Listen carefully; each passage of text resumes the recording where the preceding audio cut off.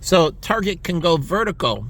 This is adding to another vertical. Doesn't have to be small. It could have taken this building and did multiple stories. And so this gives them a small footprint by going vertical. The Walmart could move into the Sears Tower. You know, they could open up a Walmart in John Hancock or the Sears Tower, and they could go vertical and have multiple floors.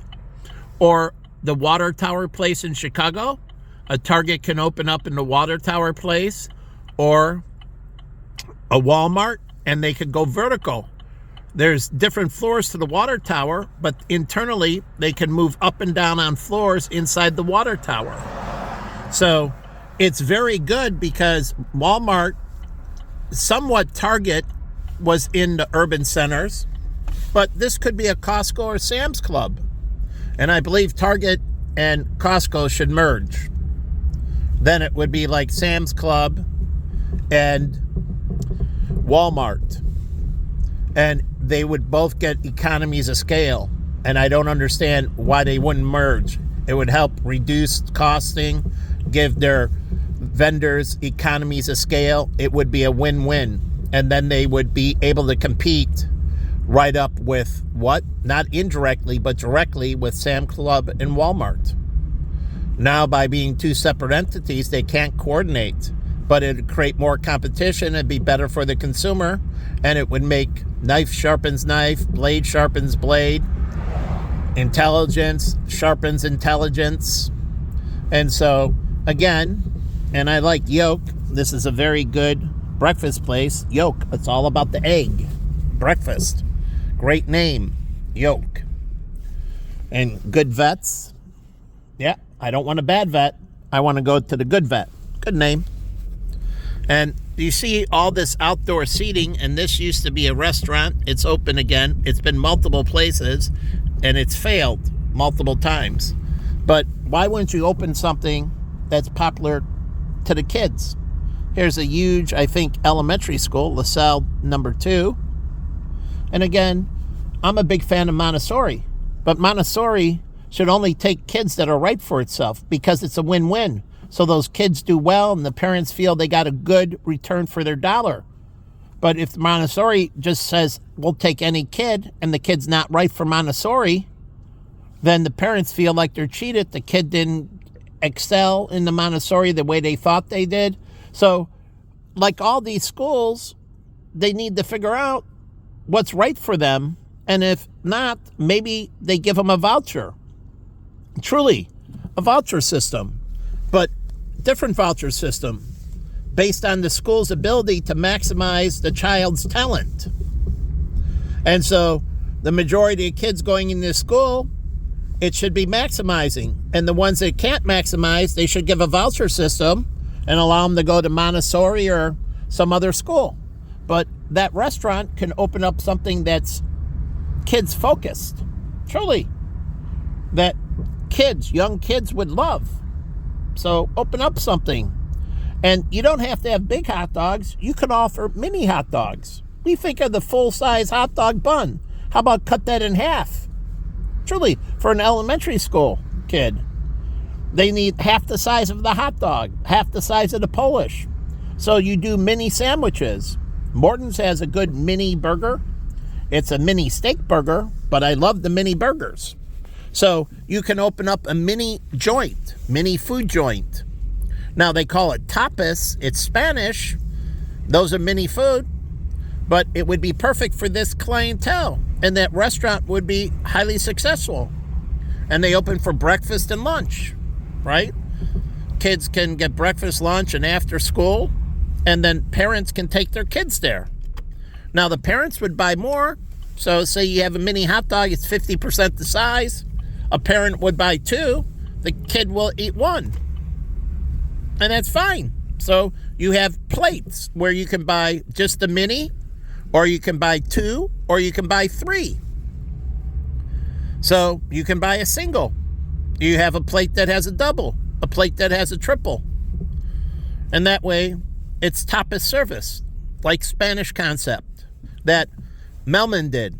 Melman could open that up with his kids. He has 2 sons and a daughter. And the father can go in with it. all this father can invest with the sons and a daughter. They can go in with this concept, and it's perfect for this elementary school and perfect for the parents around here. So there's a lot of parents that have kids that live right around here. Now the pizza place too, the Parlor. I like the Parlor. Has outdoor, but its market, they try to focus on adults. They have the outside beer garden and so on and so forth. So what do you want to promote here? Babysitting.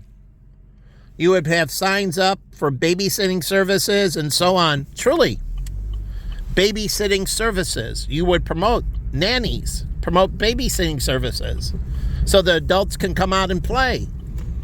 Truly. And you don't want to overserve them because they're going back to their kids.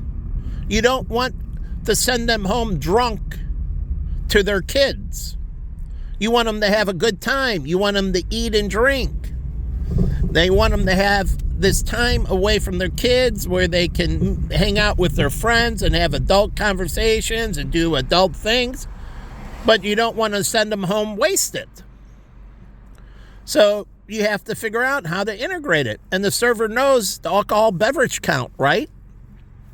Every recipe should also include in the computer what the strength of the liquor is and how much of it going into a drink, and then by volume, because the mixes don't, right? The mixes are non-alcoholic, and we're talking not mixing alcoholic, but non-alcoholic with it. And so if you have a 12-ounce drink, how much alcohol is going into that drink and what proof of each of those alcohol? And if they have a beer, what is the proof of the beer? And so the computer system says 2 Budweisers, say they have strong beers now. Say it's 13 proof. And it knows because you got to get an ID. Everybody drinks, whether they're a senior or not, they have to give you an ID. So you can ask everybody for an ID. It doesn't matter how old they are. The law says that you can card them to be able to drink beverages. They can be 50, 60, 70. You have to have an ID. And when you get the ID, what do you get? Their height and weight and their sex. You get the height, weight, and sex. And the computer, with recognition, the ID goes in, it matches the face up and makes sure it's them, checks. So they scan it under the door. Like I said, the doorman takes it, he scans it, it takes an image of it, and it recognizes them, then it checks the ID out to the DMV and makes sure it's valid. So it matches the picture up, making sure it's them, the computer system, and it tells the doorman green light or red light. And then you can have one in between where we need another piece of ID. Image system can't recognize, and so undetermined it says, and please ask for a second form of ID or third form of ID. And truly, if you can't recognize them, and I work the door, it's legal to ask for second and third forms of ID if you're not sure it's them. You're verifying if it's them. It's discriminatory to say, I'm a white guy and I ask a black person for a second form of identification, but I have no problem identifying them from the first form, and the first form is legitimate. Now it's discriminatory because I have no legitimate reason to ask for a second form of ID, but everybody has to show me an initial form of ID. So no matter what age, they have to show me an ID. And then you put it down there and the system gets it. And then when they open a tab, now this is the system, recognize it, even with the doorman, when they open a tab in the bar, the system already has their height, weight, and sex. It's the height, weight, sex, and age, actually. Height, weight, sex, and age. And then you can calculate blood volume. Truly, blood volume. And it knows between orders, right? You order it here, and you have the second. So everybody is paying with credit card in that, and it reads the name off the credit card. And then if you're buying it for the table, they know what table it's going to. We had to ask, where are the drinks going to? So you could buy one beer and one shot. And if you're buying a second beer and a second shot, I had to see the IDs of those people when we didn't have the doorman. And you had to point to the table who you were buying for. And so I could see them. You give me their ID. And so if there are 3 people at the table and there was no doorman, I would have to ask for their ID. And I say, I need the other 2 people's besides yourself. I need to see their IDs. And when I get it, I scan it in the computer puts it in. And they said, this drink's going to this person, that person. And you say, okay, these drinks are going to them. I'm selling you these drinks, and that beer and shot's going to them, that beer and shot. You can't do their beer. You can't do their shot. You purchase it for them. Truly, because by liquor law, I can't sell you. I can sell you a beer and a shot because beer is low alcohol. A beer. I can't sell you a 14, 15% beer and a shot. But I can sell you a Budweiser, which is about 5% alcohol by volume, say. There are some that are lower, 3.5 or whatever, but I can sell you a Budweiser and a shot, a beer and a shot, because the beer has very low alcohol. The shot has high alcohol. So I can sell you a beer and a shot. I can't give you a mixed drink and a shot. That's illegal. You can't give a mixed drink and a shot. You'd have to prove that it's below a certain alcohol. But again, you can't give a mixed drink. The rule is you can't give a mixed drink and a shot. You can give a beer and a shot, but not a mixed drink and a shot. It is illegal. And the lawyers matter because when they sue the bar, they got to know what you gave them. And the POS system, going back in, can sell. The lawyer needs the information from the POS system. And so they registered, they paid their bill, and you go back and they got to keep it for tax returns. And so they need to keep it for a long time. They can't just, so statute of limitations, and basically for taxes, they can go back. And I showed you for tax fraud, it's forever, basically. So they got to keep the record of what they sold to who. And so if you're suing them, you can go back in the record and see how many drinks they served, who the server was because they're guilty, who the bartender was because they're guilty. Oh yeah, the bartender, and people don't know this, but the bartender is responsible for every drink they give the server. And if the server overserves somebody or gives somebody a fraudulent, an underage person a drink, the bartender goes to jail. The bartender is responsible for every drink it goes out. That's why, like the Rock Bottom's considered bartenders managers. It's the next step up. Servers are not managers, meaning bartenders are above servers. But bartenders, and I knew this, if my server was serving minors and they got busted, I go to jail as well. And who goes to jail in the food chain? If you have a doorman and a minor's in there, the doorman goes to jail. The server who served them, they were sitting at a table, not the bar, goes to jail. The bartender goes to jail. And the manager goes to jail. The manager, all 4 of them go to jail. My friend Tom went to jail. It wasn't serving minors, but the doorman and me, the manager, went to jail. But if it's a drink-related something, the doorman and the server, the bartender and manager all go to jail. And how many cops know that who's responsible? Now, if the server, they were sitting at the bar, then it's between the doorman, the bartender, and the manager. The server doesn't go to jail because the server never touched anything. So, but if the bartender gives it to the server and the server gives it to them, then the bartender is responsible. So if the bartender isn't watching their servers and the servers are serving minors, they're screwed because in a lawsuit, they're liable as well. So they sue the bar and they sue everybody responsible for that person drinking. So they sue the organization and they sue the individuals. So yes, you have liability. Why do you think I didn't serve minors? I was so strict on it. And what was encouraging people to do this? What was encouraging people to do this? The cops don't know the law. Not the sergeants, not the lieutenants, not the captains, not the beat cops. And they don't enforce it correctly. And they don't do alcohol beverage counseling when they come in. Like we had our liquor reps used to run it. Yeah, our liquor reps used to come in and do our alcohol beverage training, and the liquor reps will tell you that. If the server and the doorman goes, the server goes, the bartender goes, and the manager goes, and the owner, he's liable, or the owners are liable, the establishment.